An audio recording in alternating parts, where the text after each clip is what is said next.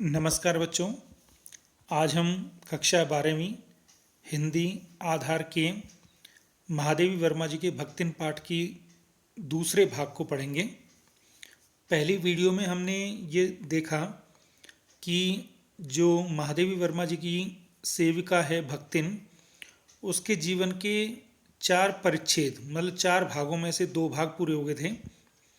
पहले भाग में हमने देखा कि वो एक संपन्न और अमीर पिता की बेटी थी, लेकिन सौतेली माँ के दुर्व्यवहार से उसकी कैसी स्थिति हुई घर में। और दूसरे परिच्छेद में हमने ये देखा कि किस प्रकार से उसकी जब ससुराल में वह आई और वहाँ पर उसने 3 पुत्रियों को ही जन्म दिया, तो सास और उसके जेठानियों ने उसके साथ कैसे व्यवहार किया तथा उसके पति की भी शीघ्र ही मृत्यु हो गई, जिसके कारण उनके जेठ आदि उसकी संपत्ति को हड़पने की कोशिश करते थे। इसके बचाव के लिए उसने बड़ी बेटी के पति अर्थात अपने दामाद को घर जमाई बना लिया था। अब तीसरा परिच्छेद, तीसरा भाग आज हम पढ़ेंगे भक्तिन पाठ का। उम्मीद है कठिन शब्द और मुख्य पंक्तियों को आपने अपनी कॉपियों में लिख लिया होगा। यहाँ तक हमने पढ़ा था कि उसके जीवन का तीसरा परिच्छेद आरंभ हुआ। भक्तिन का दुर्भाग्य भी उससे कम हठी नहीं था। इसी से किशोरी से युवती होते ही बड़ी लड़की भी विधवा हो गई। अब कहते हैं कि भाग्य भी बड़ा कठोर था भक्तिन का, कि जो पहली लड़की थी वो विधवा हो गई, उसका पति भी मर गया। भैयऊ से पार न पा सकने वाले जेठों और काकी को परास्त करने के लिए कटिबद्ध जेठों ने आशा की एक किरण देख पाई। भैयऊ कहते छोटे भाई की पत्नी जो भक्तिन थी, उनसे वो पार नहीं पा सकते थे जेठ और काकी वगैरह। तो अब उन्होंने अपनी कमर को कस करके जेठों ने मतलब जेठ के बच्चों ने आशा की किरण देखी। उन्हें लगा कि अब कुछ हो सकता है संपत्ति पाने के लिए। विधवा बहन के गठबंधन के लिए बड़ा जेठौत अपने तीतर लड़ाने वाले साले को बुला लाया, क्योंकि उसका हो जाने पर सब कुछ उन्हीं के अधिकार में रहता। अब क्या किया, बड़े जेठ के जो बेटे ने अपने साले को बुला लाया जो कि तीतर लड़ाता था, मतलब जो इश्कबाजी करता रहता था। उन्होंने सोचा उसको बुला लाओ, वो इसको जरूर फंसा लेगा और इससे इसकी सारी संपत्ति हमारी हो जाएगी। भक्तिन की लड़की भी माँ से कम समझदार नहीं थी, इसी से उसने वर को नापसंद कर दिया। उसने मना कर दिया। बाहर के बहनोई का आना चचेरे भाइयों के लिए सुविधाजनक नहीं था। अब उन्हें लगा कहीं ऐसा ना हो कि बाहर से किसी को ला करके इसके साथ इसकी माँ शादी कर दें। अतः यह प्रस्ताव जहाँ का तहाँ रह गया।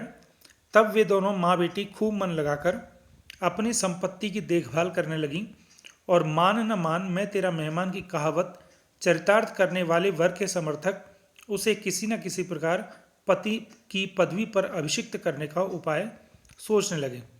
अब उसने तो मना कर दिया था, लेकिन मान न मान मैं तेरा मेहमान की तरह से जो उस लड़के को उसका पति बनाना चाहते थे, वो बार बार एक कोशिश करने लगे कैसे भी पति बन जाए इसका। अब इन्होंने एक चाल चली देगी कैसे, वो इस गद्यांश में आएगी। एक दिन माँ की अनुपस्थिति में वर महाशय ने बेटी की कोठरी में घुसकर भीतर से द्वार बंद कर लिया और उसके समर्थक गांव वालों को बुलाने लगे। उसने क्या किया, लड़के ने, जेठत के साले ने, कि वो उसके घर में घुस गया और अंदर से दरवाजा बंद कर दिया और बाहर से जो अपने समर्थक थे उनसे शोर मचवा दिया, गांव वालों को बुला लो। युवती ने जब इस डकैत वर की मरम्मत कर कुंडी खोली तब पंच बेचारे समस्या में पड़ गए। अंदर इस लड़की ने उसकी खूब पिटाई की। जब ये पंच ने देखा तो वे समस्या में पड़ गए कि ये क्या हो रहा है। तीतरबाज युवक कहता था वह निमंत्रण पाकर भीतर गया और युवती उसके मुख पर अपनी 5 उंगलियों के उभार में इस निमंत्रण के अक्षर पढ़ने का अनुरोध करती थी। तो लड़का तो ये कहता था इस लड़की ने मुझे अंदर बुलाया है अपनी इच्छा से, और लड़की ये कहती थी अगर मैंने अपनी इच्छा से बुलाया तो उसके गालों पर 5 उंगलियों को थप्पड़ के निशान कैसे पड़े हुए हैं। अंत में दूध का दूध पानी का पानी करने के लिए पंचायत बैठी और सब ने सिर हिला हिलाकर इस समस्या का मूल कारण कलयुग को स्वीकार किया। अर्थात वो किसी निर्णय पर नहीं पूछे, और उन्होंने ये माना कि ये कलयुग है। अपीलहीन फैसला हुआ कि चाहे उन दोनों में एक सच्चा हो चाहे दोनों झूठे, पर जब वे एक कोठरी से निकले तब उनका पति पत्नी के रूप में रहना ही कलयुग के दोष का परिमार्जन कर सकता है। तो अंत में ये फैसला हुआ कि कोई भी सच्चा हो, पर ये दोनों कोठरी में एक दूसरे के साथ निकले हैं तो इन दोनों को पति पति के रूप में ही रहना चाहिए, तभी इस कलयुग के दोष का दूर हो सकता है। परिमार्जन मतलब सफाई दूर हो सकती है। अपमानित बालिका ने होठ काटकर लहू निकाल लिया और माँ ने आग्नेय नेत्रों से गले पड़े दामाद को देखा। अब ये शादी लड़की की इच्छा के विरुद्ध हुई थी, इसलिए होठ काट कर लहू निकालना मतलब अपमान का घूंट पी जाना, ये मुहावरा है। और माँ ने आग्नेय नेत्रों से, माँ ने क्रोध भरे नेत्रों से गले पड़े दामाद को देखा। संबंध कुछ सुखकर नहीं हुआ, क्योंकि दामाद अब निश्चिंत होकर तीतर लड़ाता था और बेटी विवश क्रोध से जलती रहती थी। संबंध दोनों में अच्छा नहीं रहा, क्योंकि लड़का तो केवल संपत्ति के चक्कर में आया था। इतने यत्न से संभाले हुए गाय ढोर खेती बाड़ी सब पारिवारिक द्वेष में ऐसे झुलस गए कि लगान अदा करना भी भारी हो गया। सुख से रहने की तो कौन कहे। तो अंत में धीरे धीरे इनकी गृहस्थी में दुख आने लग गए। अंत में एक बार लगान न पहुंचने पर जमींदार ने भक्तिन को बुलाकर दिन भर कड़ी धूप में खड़ा किया। यह अपमान तो उसकी कर्मठता में सबसे बड़ा कलंक बन गया। अतः दूसरे ही दिन भक्तिन कमाई के विचार से शहर आ पहुंची। अब एक दिन ऐसे यहाँ तक आ गया कि जमींदार ने उसे बुलाया और कहा तुमने लगाने दिया, पूरे दिन भर कड़ी धूप में खड़ी रहो। अब इससे उसने जितनी मेहनत की थी उस पर कलंक लग गया। घुटी हुई चांद को मोटी मैली धोती से ढांके और मानो सब प्रकार की आहट सुनने के लिए कान कपड़े से बाहर निकाले हुए भक्तिन जब मेरे यहाँ सेवक धर्म में दीक्षित हुई, तब उसके जीवन के चौथे और संभवतः अंतिम परिच्छेद का जो अथ हुआ उसकी इति अभी दूर है। अब कहते हैं मोटी मैली धोती को चांद पर सिर पर लपेट करके, घुटी हुई मतलब मुंडी हुई, सिर पर धोती को लपेट करके केवल कान खुले छोड़ती थी ताकि उसे ऐसा लगे कोई कुछ कहे तो सुन लूं। जब वो मेरे यहाँ आई तो लेखिका कह रही है कि उसके जीवन का अंतिम परिच्छेद और चौथा शुरू हुआ, जो अथ हुआ मतलब स्टार्टिंग हुई, प्रारंभ हुआ, उसकी इति अंत अभी दूर है। भक्तिन की वेशभूषा में गृहस्थ और वैरागी का सम्मिश्रण देखकर मैंने शंका से प्रश्न किया, क्या तुम खाना बनाना जानती हो? अब वो लेकर ये कह रही है मुझे उसके कपड़ों में गृहस्थी दिखती थी, लेकिन विचारों में वैरागी मतलब साधुपन सा दिखता था। तो मैंने शंका से, डाउट से, संदेह से प्रश्न किया, क्या तुम खाना बनाना जानती हो? उत्तर में उसने ऊपर के होठ को सिकोड़ और नीचे के अधर को कुछ बढ़ाकर आश्वासन की मुद्रा में कहा, ई कौन बड़ी बात आए, रोटी बनाए जानित है, दाल रांध लेत है, साग भाजी छौंक सकेत है, और बाकी का रहा। तो उसने बड़े आश्वासन से, बड़ी कॉन्फिडेंस से बोला कि ये कौन सी बड़ी बात है, मैं रोटी बनाना जानती हूँ, दाल भी बना लेती हूँ, साग सब्जी छौंक लेती हूँ, और क्या रहा। दूसरे दिन तड़के ही सिर पर कई लोटे औंधाकर उसने मेरी धुली धोती जल के छींटों से पवित्र कर पहनी और पूर्व के अंधकार और मेरी दीवार से फूटते हुए सूर्य और पीपल का 2 जल लोटे से अभिनंदन किया। तो उसने अपना काम अगले दिन शुरू किया। कैसे? जो लेखिका ने धोती दी थी उस पर उसने पानी के छींटे डाले, उसको पवित्र किया और सूरज उगने से पहले ही पीपल को 2 लोटे का जल दिया पूजा के रूप में। 2 मिनट तक नाक दबाकर जप करने के उपरांत जब वह कोयले की मोटी रेखा से अपने साम्राज्य की सीमा निश्चित कर चौके में प्रतिष्ठित हुई, तब मैंने समझ लिया कि इस सेवक का साथ टेढ़ी खीर है। अब लेखिका कह रही हैं कि फिर उसने जाप किया और कोयले से एक मोटी सी रेखा रसोई में खींच दी और मुझे ऐसा लग गया कि इसके साथ रहना बड़ा मुश्किल है। अपने भोजन के संबंध में नितांत वीतराग होने पर भी मैं पाक विद्या के लिए परिवार में प्रख्यात हूँ और कोई भी पाक कुशल दूसरे के काम में नुक्ताचीनी किए बिना नहीं रह सकता। अब कहते हैं मैं नितांत वैराग हूँ खाने पीने से, मतलब मुझे नितांत मतलब बिल्कुल, वीतराग मतलब वैरागी सा, साधुपन सा हूँ मैं खाने पीने में, लेकिन फिर भी मैं अपने परिवार में पकाने की विद्या के लिए कुकिंग के लिए बड़ी फेमस हूँ, प्रख्यात हूँ, प्रसिद्ध हूँ। और जब कोई आदमी प्रसिद्ध होता है पाक कुशल वाला, तो दूसरे के काम में नुक्ताचीनी जरूर करता है, कमी जरूर निकालता है, उसके ना रह नहीं सकता। तो मैं भी निकालती थी। पर जब छूत पाक पर प्राण देने वाले व्यक्तियों का बात बात पर भूख मरना स्मरण हुआ आया और भक्तिन की शंका कुल दृष्टि में छिपे हुए निषेध का अनुभव किया, तब कोयले की रेखा मेरे लिए लक्ष्मण के धनुष से खींची हुई रेखा के सामने दुर्लंघ्य हो गई। कहता लेकिन जब मैं उसकी किसी चीज़ को छूती थी और तो मुझे बात बात पर वो कहती थी मैं भूखा मर मर जाऊंगी, और अपनी शंकाकुल दृष्टि से मतलब डाउटफुल नेत्रों से मैं समझ गई कि वो मेरा इंटरफेरेंस पसंद नहीं करती है। तो जो उसने कोयले की रेखा खींच रखी थी वो मेरे लिए लक्ष्मण के धनुष की रेखा की तरह से दुर्लंघ्य हो गई। दुर्लंघ्य मतलब मुश्किल से पार करने वाली होगी। निरुपाय अपने कमरे में बिछौने में पड़कर नाक के ऊपर खुली हुई पुस्तक स्थापित कर मैं चौके में पीढ़े पर आसीन अनधिकारी को भूलने का प्रयास करने लगी। अब कहते हैं मुझे इससे थोड़ा अपमान महसूस होता था, लेकिन निरुपाय थी, मैं बिना उपाय की थी, कोई मेरे पास रिश्ता नहीं था। तो मैं कमरे में अपने बिस्तर पर पड़ करके नाक के ऊपर जो पुस्तक रहती थी मैं सोचती रहती थी कि मैं कितनी अनधिकारी हो गई हूँ, मतलब अपने घर में ही मेरा कोई अधिकार नहीं है। भोजन के समय जब मैंने अपनी निश्चित सीमा के भीतर निर्दिष्ट स्थान ग्रहण कर लिया, तब भक्तिन ने प्रसन्नता से लबालब दृष्टि और आत्मतुष्टि से आप्लावित मुस्कुराहट के साथ मेरी फूल की थाली में 1 अंगुल मोटी और गहरी काली चित्तीदार 4 रोटियां रखकर उसे टेढ़ी कर गाढ़ी दाल परोस दी। अब कहते हैं मैं भोजन के समय गई निश्चित सीमा के भीतर, निर्दिष्ट स्थान पर मतलब निश्चित स्थान पर उसने जगह बना रखी थी एक पीढ़ा बैठने के लिए, और खुश होकर के आत्मतुष्टि मतलब संतुष्टि से भर करके मुस्कुराहट के साथ उसने 1 अंगुल रोटी मोटी और ऐसी 4 रोटियां जो गहरी काली चित्तेदार थी मतलब जली हुई सी, उनको रख दिया। पर जब उसके उत्साह पर तुषारापात करते हुए मैंने रुआंसे भाव से कहा, तुषारापात कहते हैं जैसे सवेरे ओस गिरती है उससे घास दब सी जाती है, वैसे ही अनुत्साह मान लीजिए आप, ऐसे ही उसके उत्साह पर जब मैंने मुश्किलें डाली तो बड़े रुआंसे भाव से कहा ये क्या बनाया है। तब वह हतबुद्धि हो गई, वो आश्चर्यचकित हो गई। तो उसने क्या बोला, रोटियां अच्छी सेकने के प्रयास में कुछ अधिक खरी हो गई हैं, पर अच्छी हैं। तरकारियां थीं, पर जब दाल बनी है तब उनका क्या काम, शाम को दाल न बनाकर तरकारी बना दी जाएगी। दूध घी मुझे अच्छा नहीं लगता, नहीं तो सब ठीक हो जाता।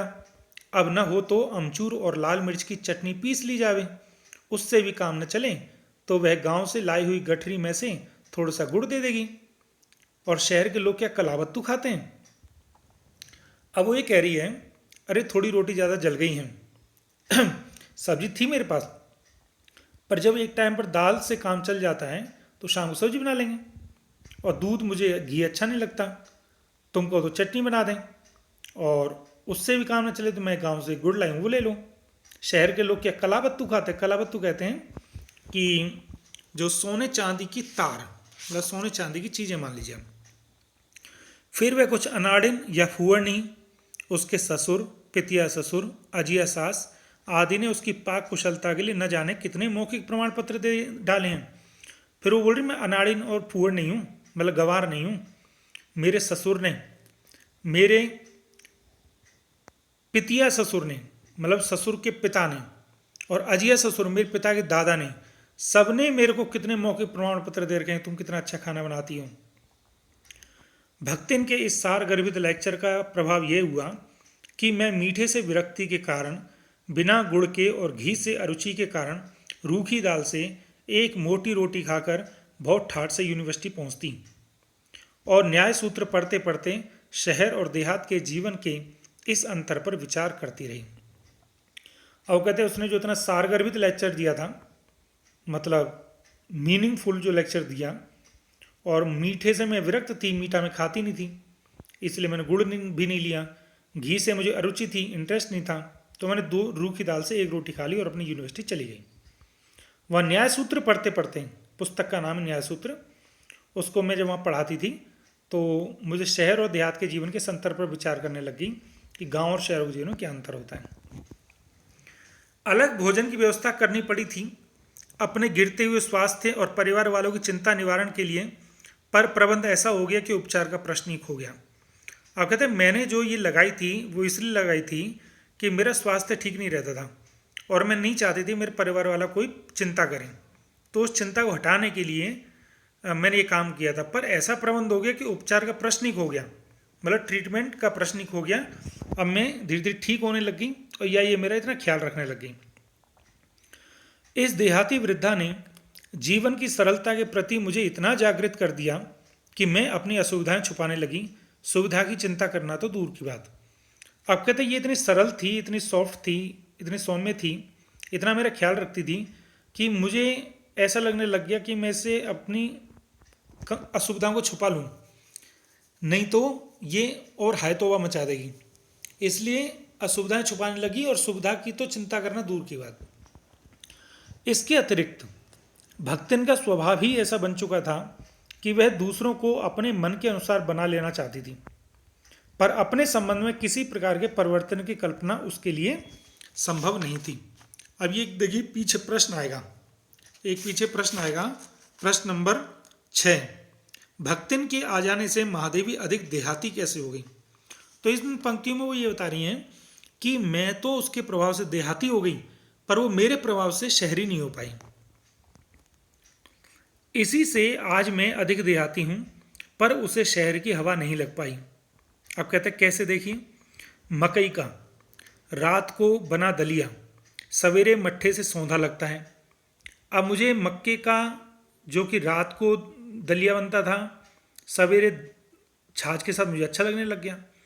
बाजरे के तिल बनाकर बनाए हुए पुए गरम कम अच्छे लगते हैं। ज्वार के भुने हुए भुट्टे के हरे दानों की खिचड़ी मुझे अच्छी लगने लग गई।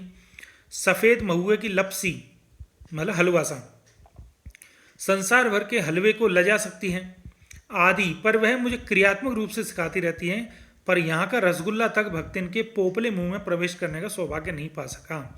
अर्थात मैं तो इतनी चीज़ सीख गई, पर वो एक रसगुल्ला तक खाना नहीं सीखी।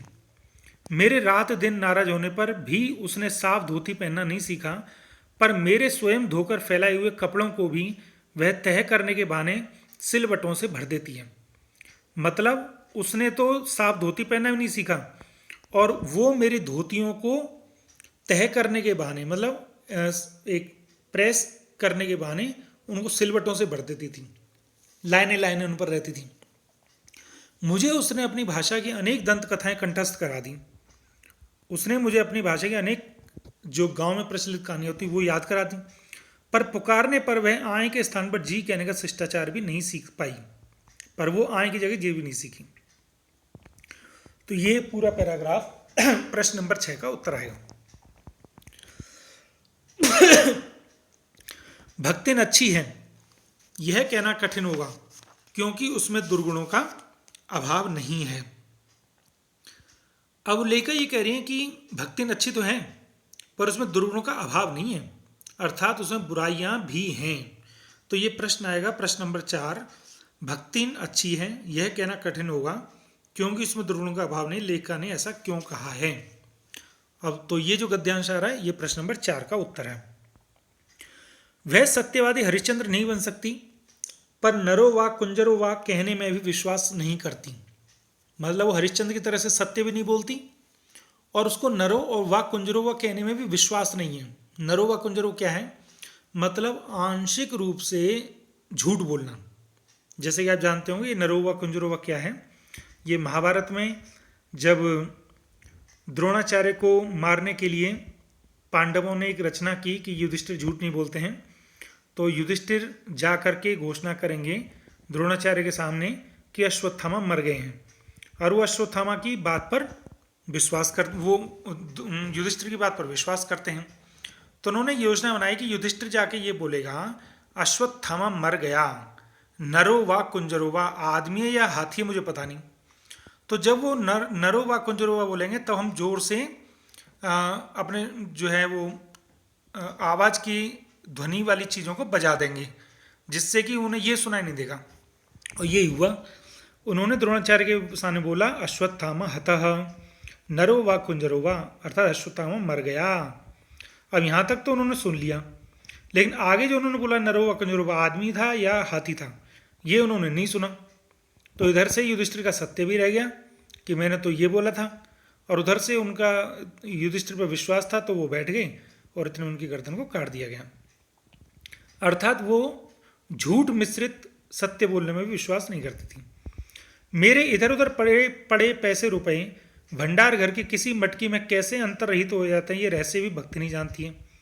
कहते मेरे घर में पैसे जो इधर उधर पड़े रहते थे वो रसोई की मटकी में कैसे गायब हो जाते थे, वो भक्तिन को पता है।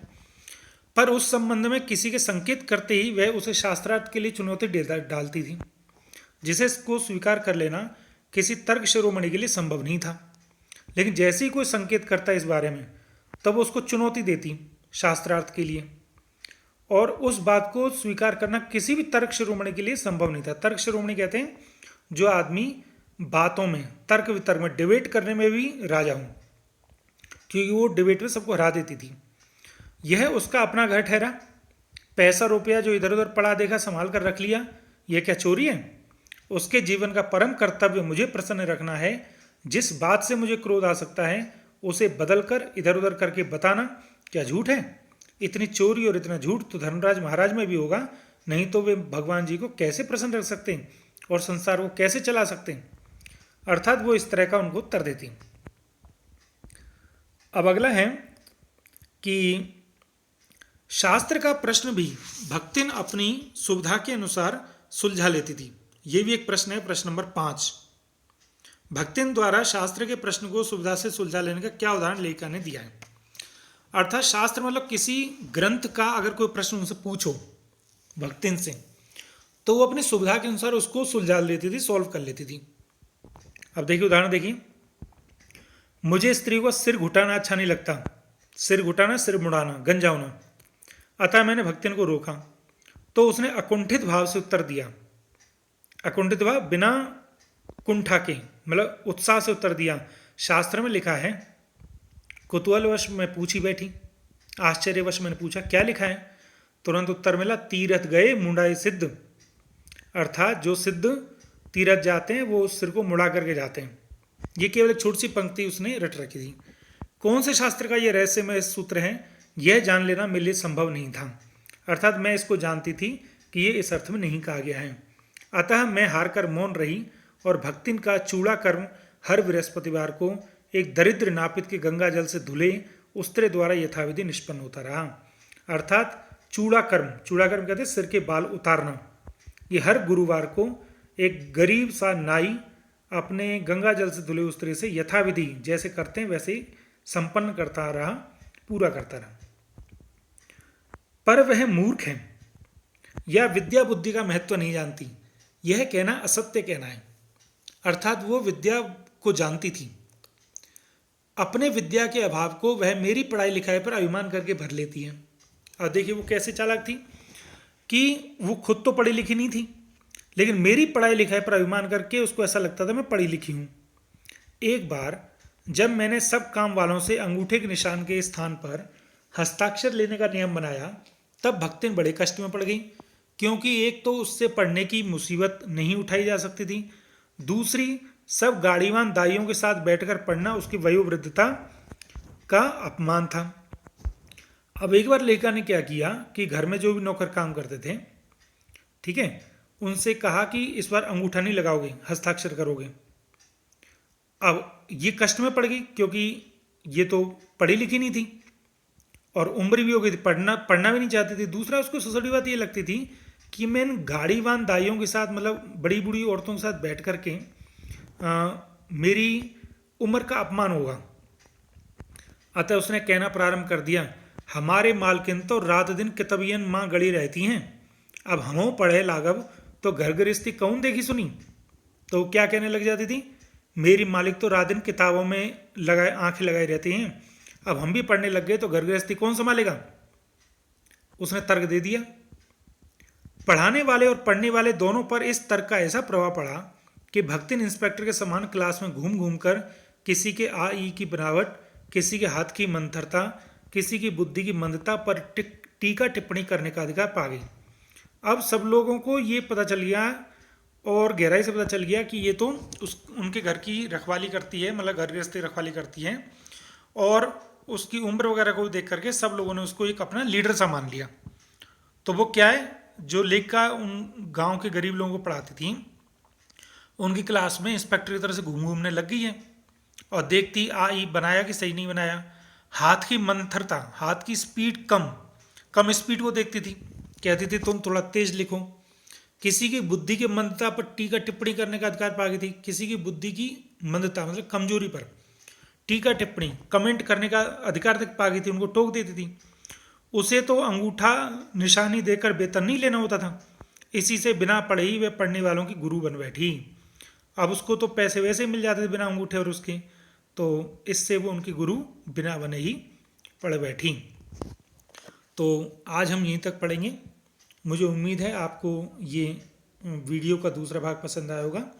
अगर आपको मेरी वीडियो पसंद आए तो आप इसको लाइक, शेयर और सब्सक्राइब अवश्य करें, जिससे आपको समय समय पर मेरी वीडियो मिलती रहें। और जो प्रश्न बीच बीच में आए हैं, आप उन प्रश्नों के उत्तर लिख सकते हैं। और सभी बच्चे अपना कार्य समय पर पूरा करते रहें।